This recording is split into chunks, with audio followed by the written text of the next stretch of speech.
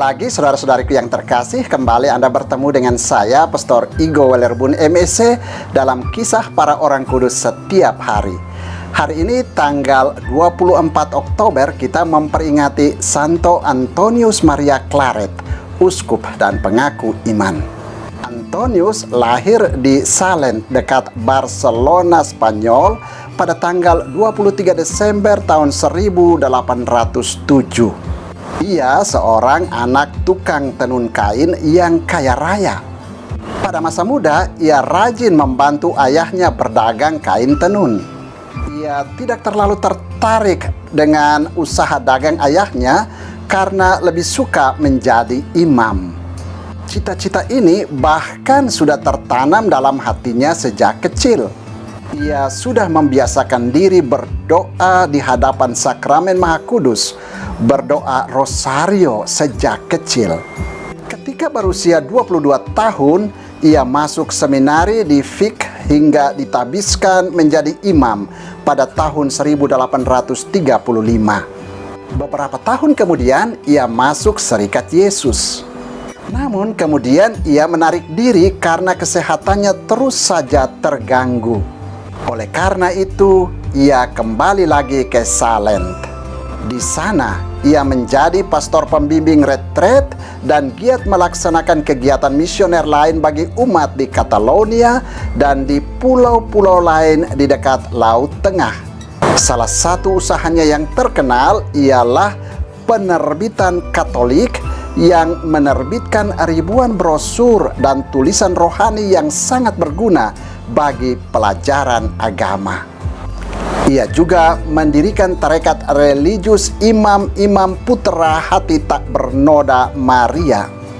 Selagi Antonius masih hidup, tarekat itu telah berkembang sampai ke Perancis, Afrika, dan Amerika. Pada tahun 1850, ia ditunjuk sebagai uskup agung kota Santiago, Kuba oleh Paus Pius ke-9.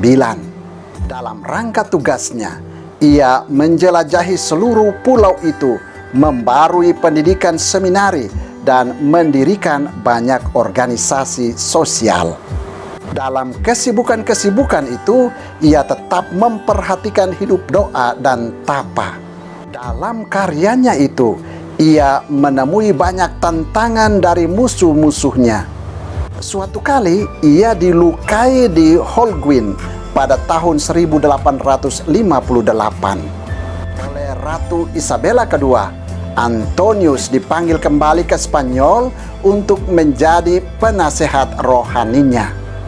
Dalam kedudukan itu, ia berusaha keras memajukan devosi kepada Sakramen Maha Kudus, Hati Tak Bernoda Maria, dan Rosario Suci.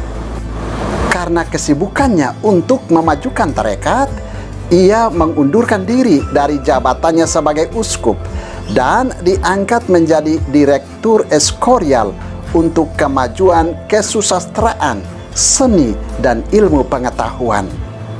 Kegiatan-kegiatannya ini memasukkan dia ke dalam berbagai percobaan pembunuhan oleh para musuhnya. Pada tahun 1868, terjadi revolusi untuk menggulingkan Ratu Isabella II. Ratu melarikan diri ke Perancis bersama dengan Antonius. Ia mengikuti juga Konsili Vatikan pertama dan gigih mempertahankan ajaran infalibilitas Paus, ketidaksesatan Paus dalam mengajar. Selesai konsili, ia pulang ke Prades, Prancis. Sayangnya, di sana ia terpaksa melarikan diri ke biara Cistercian dekat Narbonne karena orang-orang Spanyol mau menangkapnya.